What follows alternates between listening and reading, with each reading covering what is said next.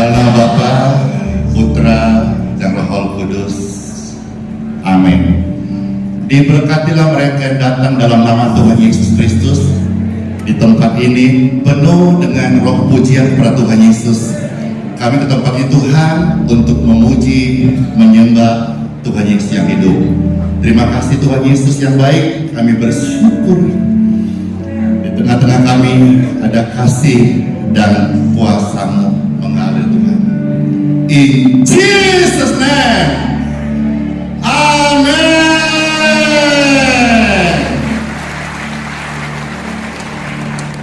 Ya, puji Tuhan. Shalom.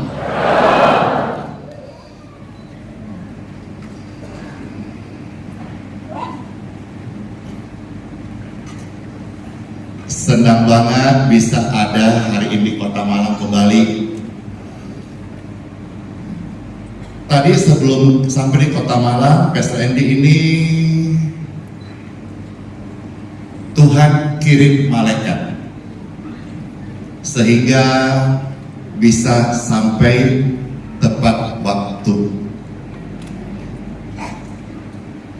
Jam 11 siang harusnya berangkat dari Balikpapan ke Surabaya, tetapi mengalami delay jam 12.40. Lalu setelah itu delay lagi 15.20. Itu juga belum tentu tepat waktu. Sementara dari Surabaya ke Malang itu butuh waktu. Akhirnya jam 2 waktu Balikpapan, sambil duduk di ruang tunggu, saya menunggu di bandara sejak jam 10 pagi. Jam 2 belum ada pesawat, katanya 15.20 baru datang ke Balikpapan, terbang ke Juanda. Jam 2 saya bermohon kepada Tuhan, sekalipun dalam pikiran saya berpikir yang tidak-tidak, kalau sampai tidak bisa sampai hari ini di Surabaya dan ke Malang, bagaimana ini ada begitu banyak orang-orang yang datang memuji Tuhan Yesus dan juga sebagian rindu didoakan. Adakah yang didoakan? Coba tangan-tangannya mana? Wah, hampir semuanya. Lalu saya berpikir, oh kalau ada apa-apa, saya sambil opsional pikir-pikir karena terbeban gitu. Oh nanti ada tim CBC mungkin bisa bantu handle, melayani, kalau tidak mengobati rasa rindu memuji Tuhan Yesus bersama-sama. Atau di sini ada Messenger Pastor, misalkan di Santoro mungkin bisa handle. Atau kalau tidak bisa, kalau mau tunggu besok, mungkin besok saya akan terbang ke sini lebih pagi begitu untuk bisa yang dari luar kota barangkali yang datang bisa terobatin gitu kira-kira. Tapi saya berdoa. Jam 2 itu tiba-tiba waktu berdoa di ruang tunggu, saya dapat berita lewat speaker itu, yang mau terbang ke Surabaya silakan naik pesawat. Lalu akhirnya singkatnya saya segera cari di mana. Dari gate, saya di gate 2 menunggu, saya lari ke gate 6, ternyata itu bukan ke Surabaya, itu ke Makassar. Ternyata bilang kalau yang sudah mau terbang sekarang ini jam 2 itu di gate 9. Saya lari ke gate 9 lagi dan orang sudah mulai antri boarding untuk sudah mau selesai mau naik pesawat, sudah mau terbang pesawatnya. Singkatnya saya berkata sama yang ambil tiket, Bu, ada kasih ke Surabaya, masih ada kan kursi kosong? Dia bilang ada, tapi kan sudah closing. Saya bilang berapa saja nggak masalah, saya bayar. Karena bagi saya melayani uang bukanlah ukurannya. Yang penting saya bisa datang. Dia bilang tunggu sebentar. Dia coba usahakan, dia sudah bagus mau usahakan. Dia coba. Saya berdoa dan akhirnya maaf, tidak bisa. Mobile pun tidak bisa, sudah closing sistemnya, sudah close. Pesawat akan terbang. Lalu karena saya sudah berdoa, saya percaya kepada Tuhan. Saya hamba Tuhan, percaya pada firman Tuhan. Saya percaya janji Tuhan. Dan saya juga percaya di tempat ini ada yang mendoakan. Saya angkat tangan, saya berkata, saya tunggu keajaiban Tuhan. Dua kali saya ucapkan, saya tunggu keajaiban Tuhan. Mereka juga kaget mungkin dengan kalimat itu, lalu mungkin juga sebagian a priori, karena mungkin tidak seiman, tidak mengerti apa itu keajaiban Tuhan. Kami bertiga, saya sama istri, satu bapak tua, itu juga mengalami hal yang sama, tapi saya tidak kenal. Jadi kami bertiga bermohon supaya kasih kami terbang kalau ada seatnya. Ternyata dia tidak bisa. Akhirnya bapaknya balik, saya arah balik ke gate 10 mau charger HP. Setelah ucapkan saya tunggu keajaiban Tuhan. Tidak lama setelah itu saya teriakin, Bapak habis telepon pimpinannya. Saya tidak telepon siapa-siapa. Saya cuma berdoa sama Tuhan. Saya tidak punya siapa-siapa. Sungguh, dia bilang dari pimpinan, dari depan, buka sistemnya, Bapak dua terbang ke Surabaya.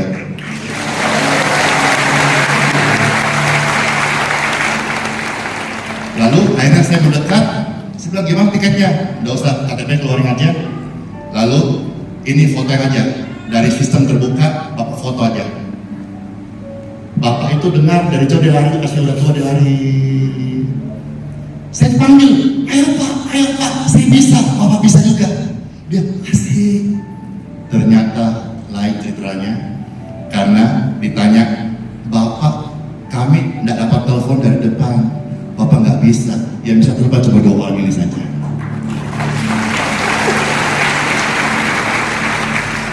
Hanya saya terbang, diantar, saya tanya berapa saya harus bayar, tidak bayar, semuanya gratis. Waktu Tuhan bukan waktu kita. Jangan sesali keadaanmu. Untuk semua ada waktu Tuhan. Tetap setia mengandalkannya. Bilang kanan kiri, waktu Tuhan. Waktu Tuhan bukan waktu kita. Jangan sesali keadaanmu. Jangan sesali keadaanmu. Untuk semua ada waktu Tuhan. Untuk semua ada waktu Tuhan. Tetap setia. Tetap setia mengandalkannya. Segala yang terjadi di hidupku, janji Tuhan menghidupiku selalu, yakin dan percaya ada waktunya Tuhan, semua kan indah pada waktunya. Segala yang terjadi di hidupmu, janji Tuhan menghidupimu selalu, yakin dan percaya ada waktunya Tuhan, semua akan indah pada waktunya. Saya ingat tentang tanda ajaib itu. Saya pernah baca firman Tuhan, dan firman Tuhan ini betul-betul hidup. Kita baca Bible sekarang ya. Di dalam 2 Tawarik 32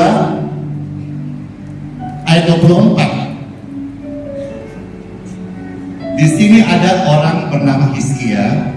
Dia sakitnya udah kritis, udah sakit parah banget. Tidak berdaya, tidak ada harapan sama sekali. Bible mencatat pada hari-hari itu Hizkia jatuh sakit bahkan hampir mati. Jadi kalau sakit hampir mati itu sakit parah ya, kritis, tidak punya harapan lagi, umurnya udah singkat, hampir mati. Tetapi di situ dikatakan firman Tuhan, kemudian ia berdoa kepada Tuhan, kepada Yahweh, kepada Bapa, Tuhan pencipta semesta alam, Tuhan disembah oleh Abraham, Ishak, Israel, Yahweh Elohim, Yahweh Sefaot, Tuhan semesta alam. Hizkia waktu sakit hampir mati, dia tidak putus asa, dia menaikkan doa kepada Tuhan Sang Pencipta. Dan kitab suci berkata, firman Tuhan berkata, Tuhan menjawab doanya, memberikannya suatu tanda baginya. Dalam teks yang lain mengatakan, Tuhan memberikannya suatu tanda ajaib.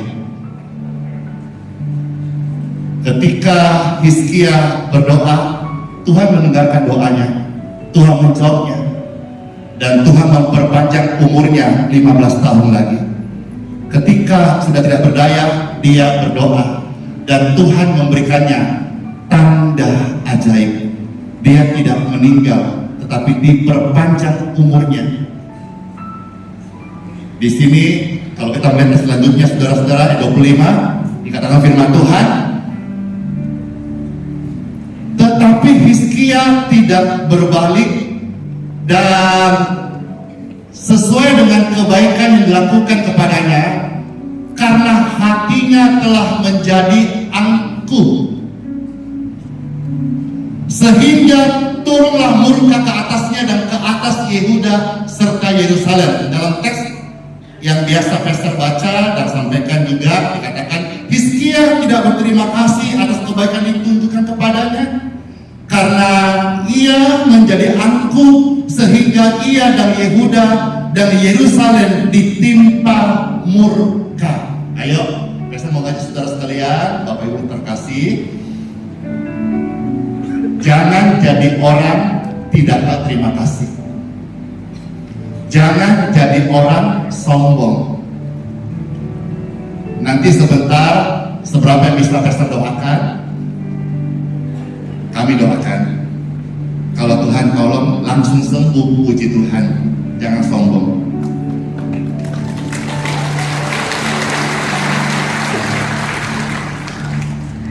Kalau merasa baikan, puji Tuhan, syukuri. Ada pemulihan, syukuri. Karena Andi Simon hanya manusia biasa, Tuhan yang menyembuhkan. Tapi boleh nggak saya ajak saudara-saudara jadi pribadi anak Tuhan Yesus yang tahu berterima kasih kepada Tuhan Yesus, ya? Ada pujian lama berkata begini, terima kasih Tuhan untuk kasih setiamu yang ku alami dalam hidupku.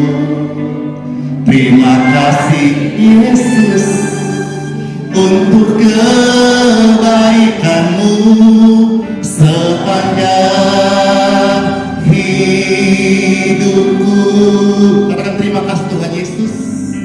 Terima kasih Tuhan untuk kasih setiamu yang ku alami dalam hidupku. Terima kasih Yesus untuk kebaikanmu sepanjang hidupku. Angkat tangan kata bersama, terima kasih Tuhan Yesus. Terima kasih Yesusku.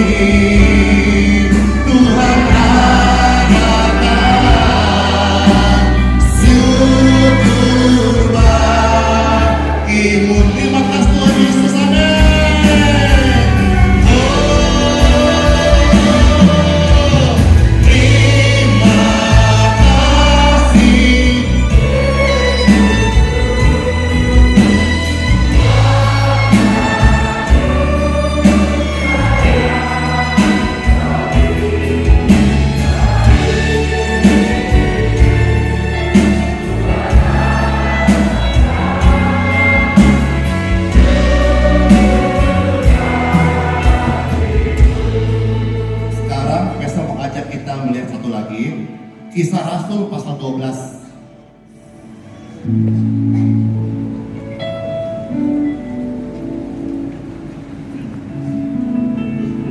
Ayat 5 sampai ayat 7. Ada yang mendoakan. Firman Tuhan, Kisah 12 ayat 5 sampai 7. Maka Petrus ditahan di dalam penjara, tetapi jemaat berdoa dengan sungguh-sungguh kepada Tuhan Elohim bagi dia. Apa yang terjadi setelah itu? Ayat 6. Ketika Herodes hendak membawa Petrus keluar, Petrus sedang tidur terikat dengan 2 rantai di antara 2 prajurit, dan para penjaga pun sedang berjaga-jaga di depan pintu penjara. Ayat 7. Tiba-tiba malaikat Tuhan dan suatu cahaya bersinar di dalam ruangan itu. Malaikat itu menepuk bahu Petrus dan membangunkannya sambil berkata, "Bangunlah segera!" Maka rantai-rantai itu jatuh terlepas dari kedua tangannya. Kisah ini begini, Bapak Ibu sekalian. Hamba Tuhan bernama Petrus di penjara, tetapi ada jemaat yang mendoakan. Ada yang mendoakan. Ada yang mendoakan. Dan Tuhan mendengarkan doa. Tuhan menjawab doa. Tuhan mengirim malaikatnya. Dia menepuk Petrus, membangunkan dia. Dia rasa seperti sedang mimpi, tetapi itu bukan mimpi. Dia dapat pertolongan Tuhan. Jemaat mendoakan hamba Tuhan. Keren ya? Selama ini kalau hamba Tuhan mendoakan jemaat, tapi jemaat mendoakan hamba Tuhan, dan Tuhan mendengar. Malaikat datang dan melepaskan Petrus dari penjara. Ada yang mendoakan. Saya hari ini sampai di Kota Malang. Tuhan tadi kirim malaikat, sampai sekarang saya tidak tahu siapa orang itu yang telepon. Tiba-tiba saya bisa terbang.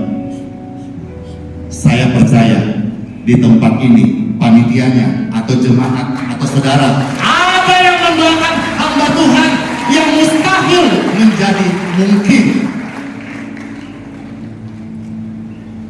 Waktu engkau berdoa, izinkanlah Tuhan Yesus bekerja. Karena waktu engkau berdoa, Tuhan Yesus bisa bekerja. Izinkanlah Tuhan Yesus bekerja, yang mustahil menjadi mungkin oleh karena percaya. Katakan izinkanlah. Izinkanlah Tuhan Yesus bekerja, yang mustahil menjadi mungkin oleh karena percaya. Yesus mendengar lebih dari yang kita doakan. Yesus menjawab lebih dari yang kita harapkan. Dengan caranya di waktu yang tepat, ku kan melihat Tuhan jawab doa-doa kita. Bilang kanan kiri, izinkanlah terus bekerja. Izinkanlah Tuhan Yesus bekerja, yang mustahil menjadi mungkin oleh karena ada bilang depan belakang katakan, izinkanlah Tuhan Yesus bekerja, yang mustahil menjadi mungkin oleh karena percaya. Yesus mendengar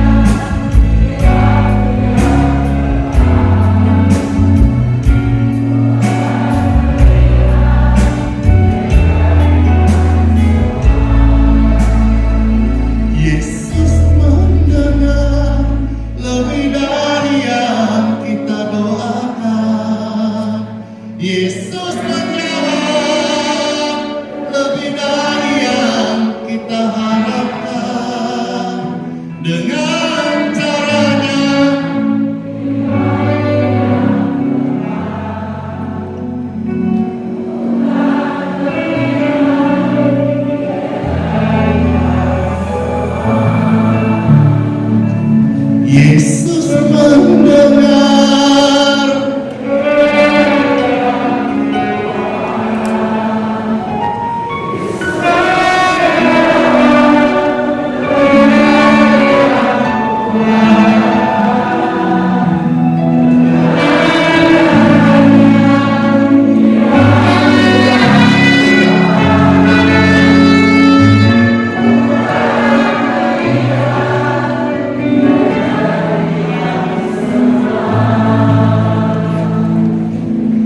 Saya mau cerita-cerita lagi nih sedikit, ya. Beberapa hari yang lalu ada namanya Hari Doa Nasional, dan di Balikpapan kebagian jatah berkumpul hamba Tuhan untuk berdoa. Kenapa saya cerita ini? Ya, saya teringat dan saya mau saudara lihat Tuhan itu ajaib, doa itu berkuasa, dan ketika ada yang mendoakan sesuatu yang mustahil bisa menjadi mungkin. Singkatnya, saya dapat kabar bahwa di tempat itu akan adakan doa bersama. Ada 50 hamba Tuhan berkumpul, mereka akan berdoa. Setelah doa pagi, streaming pagi, Pastor Randy menghubungi. Kenapa saya menghubungi? Karena saya digerakkan. Tuhan gerakkan saya tiba-tiba hubungi tim pendoa yang akan kumpul Hari Doa Nasional dan berkati. Jadi saya digerakkan berkati. Lalu saya telepon, saya bilang izin bertanya jam berapa acaranya, jam 4 sore sampai setelah maghrib. Saya tanya, ada berapa orang? 50. Apakah tersedia makan malam? Dia berkata, belum ada. Saya digerakkan. Akhirnya saya berkata, next berapa orang? Nanti saya berkati. Lalu setelah telepon itu, lalu setengah jam, di next ternyata 100 orang yang datang berkumpul. Lalu secara manusia mustahil sebetulnya di hari H kita pesan catering dalam jumlah besar, agak susah. Mesti dia persiapan freezer daging atau apa gitu. Lalu akhirnya kayaknya jam 10 pagi ini nggak bisa deh. Saya pikir ya udahlah, saya temui Pak Denny yang bersama saya hari ini. Saya berkata ya udah, pesankan 200 kue, 100 jalan kotek, 100 risoles yang panas kirimkan sore supaya mereka bisa makan, supaya saya digerakkan bisa tidak berhutang itu. Tapi tiba-tiba istri saya berkata jam 11 ada kenalan lama kita yang bisa membantu untuk menyiapkan catering sejumlah di Bintang. Singkatnya adalah jam 5 sore diantar makanan berlimpah-limpah kepada tim pendoa yang ada di Balikpapan. Ternyata mereka hanya siapkan singkong dan jagung. Rupanya dari tuan rumah waktu itu juga mungkin sedang berdoa. Tuhan, kami berkumpul, kami punya makanan seadanya. Kami berdoa, Tuhan cukupkan. Ada yang mendoakan, tiba-tiba ada yang digerakkan. Waktu saya tiba di sana jam 6, mereka kesempatan naik, saya bicara di depan mereka bersaksi, saya digerakkan. Ada yang menangis dan berkata, Pastor Andy, kami berdoa supaya Tuhan kirimkan berkat makanan, dan tidak ditahu Tuhan gerakkan hamba Tuhan untuk memberkati.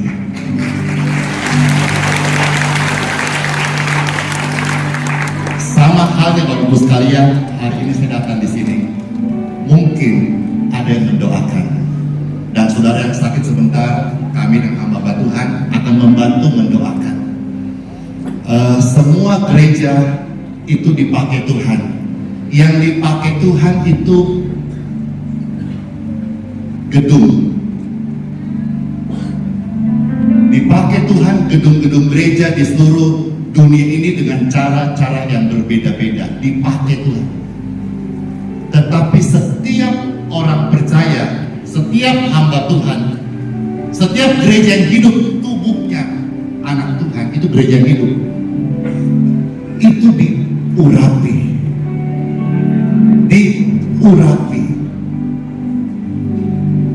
Dan kesaksian pribadi saya, pelayan Tuhan sampai hari ini, Tuhan urapi lewat form doa, banyak orang mendapatkan kesembuhan.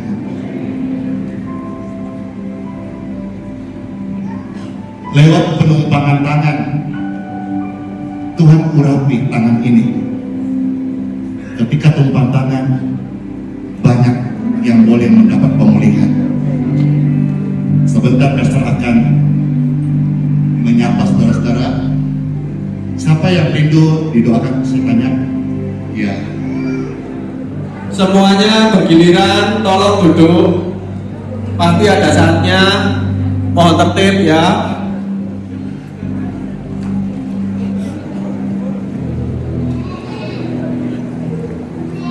Dari sisi sini dulu nanti ya. Dari sisi kiri dulu nanti sisanya berdiri. Nanti pelan-pelan ya.